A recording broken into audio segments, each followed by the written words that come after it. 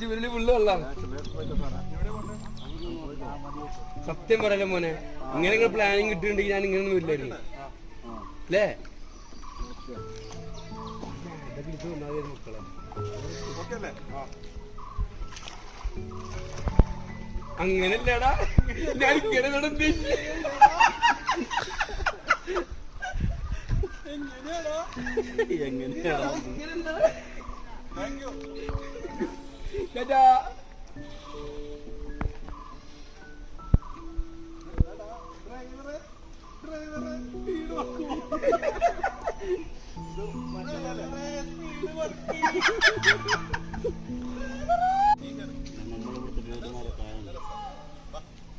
ഞങ്ങൾ കുറെ സമയത്ത്